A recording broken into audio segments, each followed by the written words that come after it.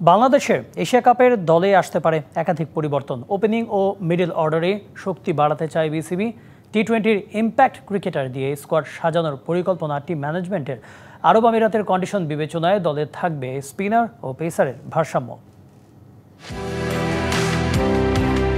Asian ক্রিকেটের শ্রেষ্ঠত্বের আসর এশিয়া কাপ, যেখানে ৩ বার ফাইনাল খেলেও এখনও শিরোপা ছুঁয়ে দেখা হয়নি টাইগারদের। রানার আপ হয়েই সন্তুষ্ট থাকতে হয়েছে বাংলাদেশকে। দৃশ্যপটে আরও একটি এশিয়া কাপ, এবার অধরা সেই শিরোপা জয়ের লক্ষ্য লিটনদের।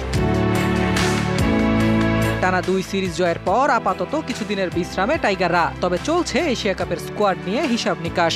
এশিয়া কাপের জন্য শ্রীলঙ্কা পাকিস্তানের বিপক্ষে সিরিজ জয় করা দলের উপরে কি ভরসা রাখবে বিসিবি, নাকি আসবে কিছু পরিবর্তন? কাদেরই বা থাকছে সম্ভাবনা। ঘরোয়া ক্রিকেটে রানের ফুল ঝুরি ছোটানো ব্যাটার নাইম শেখ শ্রীলঙ্কা ও পাকিস্তান সিরিজে ছিলেন ব্যর্থ।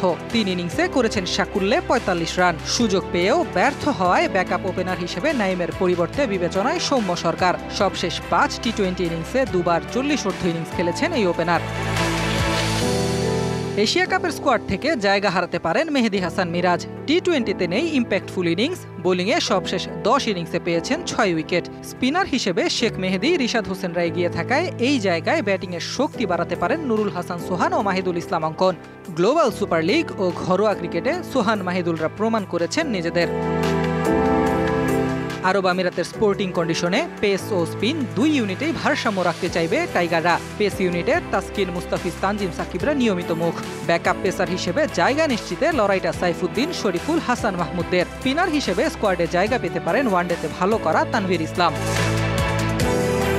টি-20 ফরম্যাটে পারফরমেন্স ধারাবাহিক নয় লিটনদের, তবুও এশিয়া কাপে চ্যাম্পিয়ন হবার আক্ষেপ ঘোচাতে চায় টাইগাররা। Ahmed Nahid, DBC news desk.